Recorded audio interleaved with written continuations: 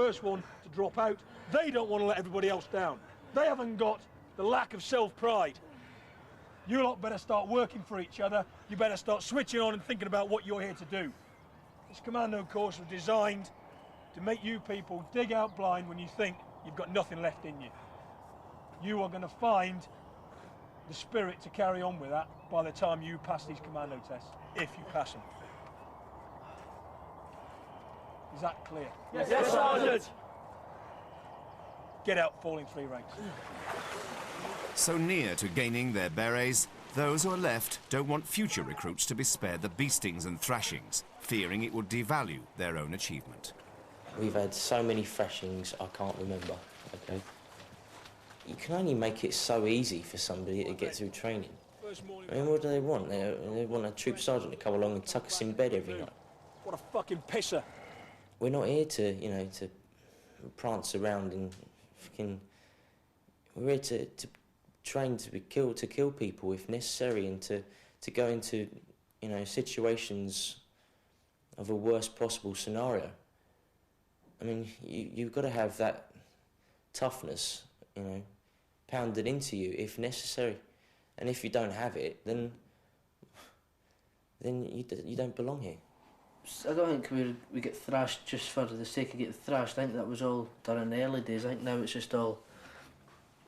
Maybe some lads thinking they're already there and it's just getting brought home to them that they've got fucking the biggest hurdle yet just to cross. It's like the whole 24 weeks of training so far has been like constant all that way, and then now you've got this big hurdle to cross.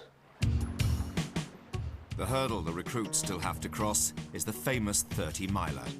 They have 8 hours to cover 30 miles across the rough terrain of Dartmoor, carrying 40 pounds of kit.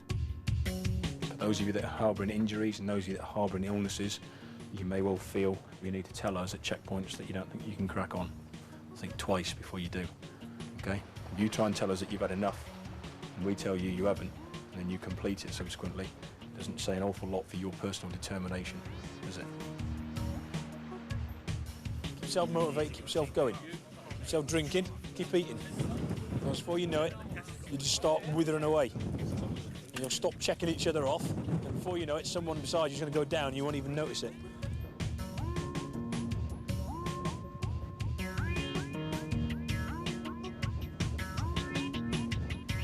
Wake up, be strong, get on with it, come on!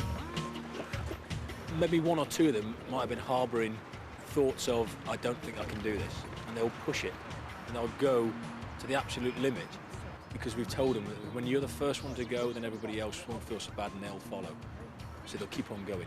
And before you know it, they'll be finished. And they'll think to themselves, that wasn't quite so bad. And I am capable of doing more than I thought I was.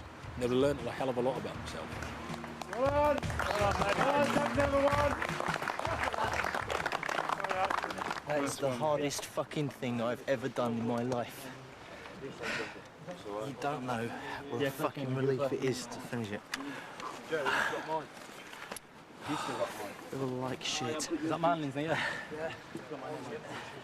We've got 12 originals left out of the 53 that joined, and they will probably make the grade.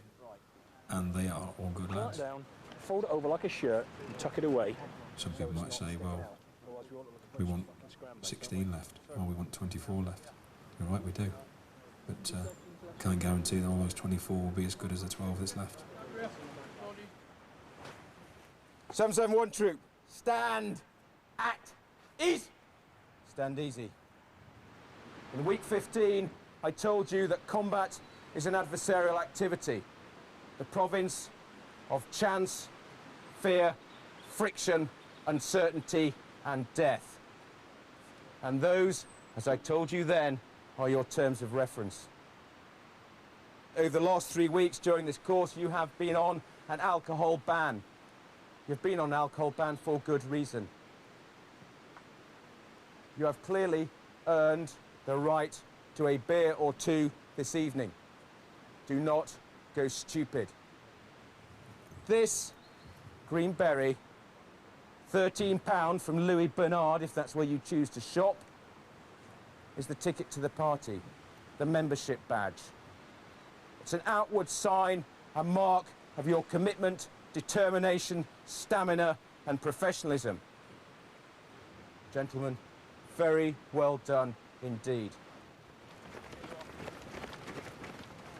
It's already started, you know, sort of, you've passed, you're no longer a nod, you're a Marine, you know, you're one of us, sort of thing. But spent 30 weeks together in a training team, so it's about I think it's about time to start getting to know each other properly.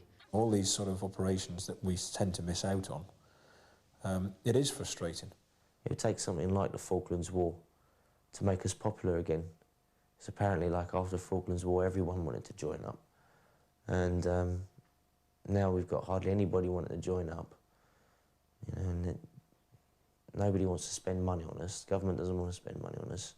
Nobody wants to send us anywhere. I'm not saying that I'd like to have a war with anybody, but I think that's probably the only thing that could probably save us. It's the troops' pass-out day, the moment that everyone's been waiting for. But Neil Meagher's just discovered that his dad's been held up working abroad and won't be there to watch him become a Marine. My mum said that my dad was not coming. Such is life. If he's not here, then he's not here. And just gonna crack on. I can't just fucking mope and drip about it and fucking let the lads down.